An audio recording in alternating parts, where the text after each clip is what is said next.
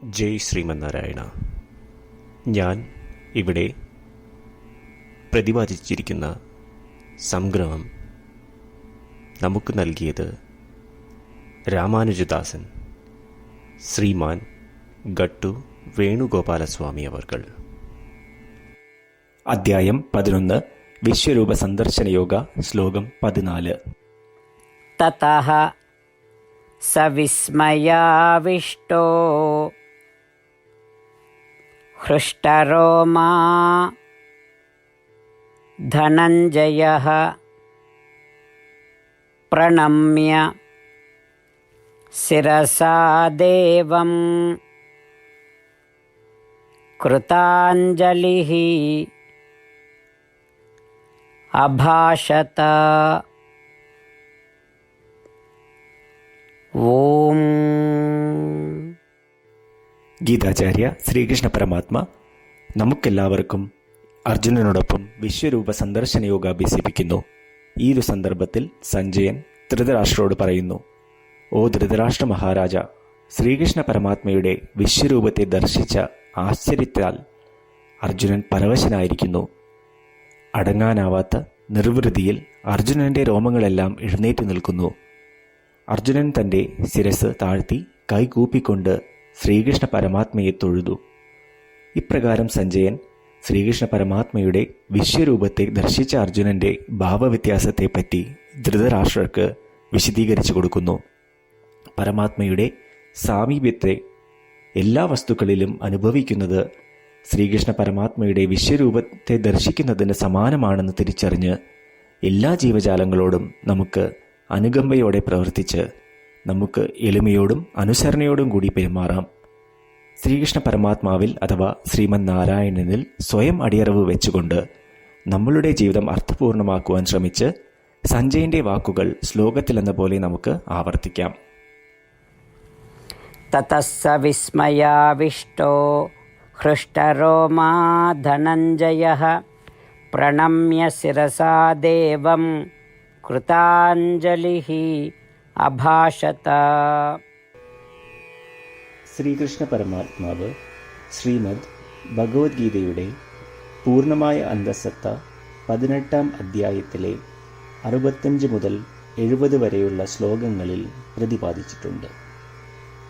അതിലെ 8 ഉപദേശങ്ങൾ അനുഷ്ഠിക്കുന്നതിനായി ഭഗവാൻ ഉപദേശം നൽകിയിട്ടുണ്ട്. ശ്രീകൃഷ്ണ ഭഗവാൻ പറയുന്നു: ഈ 8 ഉപദേശങ്ങൾ അനുസരിക്കുന്നവരെ ഞാൻ സ്നേഹിക്കും. ഈ ഭക്തന്മാരെ ഞാൻ എല്ലാവിധത്തിലും സംരക്ഷിക്കും. ശ്രീകൃഷ്ണ പരമാത്മാവിൻ്റെ ഗീതോപദേശം ശ്രവിച്ച ശേഷം അർജുനൻ കരിഷ്യേ വചനം തവ, അതായത് കൃഷ്ണ, അങ്ങയുടെ ഉപദേശം പ്രകാരം ഞാൻ പ്രവർത്തിച്ചു കൊള്ളാം എന്ന് പറയുന്നു. അതുകൊണ്ട് ശ്രീകൃഷ്ണൻ അർജുനന് എല്ലാവിധ വിജയങ്ങളും ഫലപ്രാപ്തികളും നൽകി അനുഗ്രഹിച്ചു. ഈ 8 ഉപദേശങ്ങൾ നമ്മൾ പാലിച്ചു കൊള്ളാം എന്ന് പരമാത്മാവിനോട് നമുക്കും പ്രതിജ്ഞ ചെയ്യാം. ഒരു പൂജയും തപസ്സും യാഗവും പരമാത്മാവിന് കൊടുക്കുന്ന ഈ പ്രതിജ്ഞയേക്കാൾ വലുതല്ല. നമ്മൾ നടപ്പിലാക്കേണ്ട 8 പ്രതിജ്ഞകൾ ഞാൻ പറയാം. ഇവ നിങ്ങളുടെ മനസ്സിലും ഹൃദയത്തിലും എപ്പോഴും ഓർക്കണം. ഇപ്രകാരം ചെയ്യാം എന്ന് നമ്മൾ ശ്രീകൃഷ്ണ ഭഗവാന് വാക്ക് കൊടുക്കുമ്പോൾ ഭഗവാന്റെ മുഖം സന്തോഷത്താൽ പ്രകാശിക്കുന്നത് നമുക്ക് ദൃശ്യവൽക്കരിക്കാം. ജയ് ശ്രീമന്നാരായണ. ഇവയാണ് നമ്മളുടെ 8 പ്രതിജ്ഞകൾ. ഓ ശ്രീമന്നാരായണ, അവിടുന്ന് ഉപദേശിച്ച പ്രകാരം ഞാൻ എപ്പോഴും അങ്ങയെ ഓർക്കുകയും ധ്യാനിക്കുകയും ചെയ്യും. ഓ ശ്രീമന്നാരായണ, അവിടുന്ന് നിർദ്ദേശിച്ച പോലെ ഞാൻ എന്നും അങ്ങയുടെ വിശ്വസ്തനായ അനുയായി ആയിരിക്കും. ഓ ശ്രീമന്നാരായണ, അങ്ങയുടെ സേവനത്തിനും സംതൃപ്തിക്കും വേണ്ടി ഞാൻ എൻ്റെ എല്ലാ പ്രവൃത്തികളും ചെയ്തു കൊള്ളാം. ഓ ശ്രീമന്നാരായണ, അങ്ങ് നിർദ്ദേശിച്ച പോലെ എനിക്ക് ഞാൻ അങ്ങയുടേതാണെന്ന് പൂർണ്ണ വിശ്വാസമുണ്ട്. ഞാൻ എപ്പോഴും എൻ്റെ കൈകൾ രണ്ടും ചേർത്ത് അങ്ങയെ നമസ്കരിക്കുകയും ആരാധിക്കുകയും ചെയ്തു കൊള്ളാം. ഓ ശ്രീമന്നാരായണ, മാം ഏകം ശരണം വ്രജ എന്ന് അങ്ങേക്ക് മാത്രം എന്നെ സമർപ്പിക്കുവാൻ പറഞ്ഞത് ഞാൻ ഓർക്കുന്നു. ശ്രീമന്നാരായണ, ഞാൻ എന്നെ അങ്ങേക്ക് മാത്രം സമർപ്പിക്കുന്നു. ഓ ശ്രീമന്നാരായണ, മാ സുജ, അതായത് ഒരിക്കലും ദുഃഖിക്കേണ്ടി വരില്ല എന്ന് അങ്ങ് നൽകിയ ഉറപ്പ് ഞാൻ ഓർമ്മിക്കുന്നു.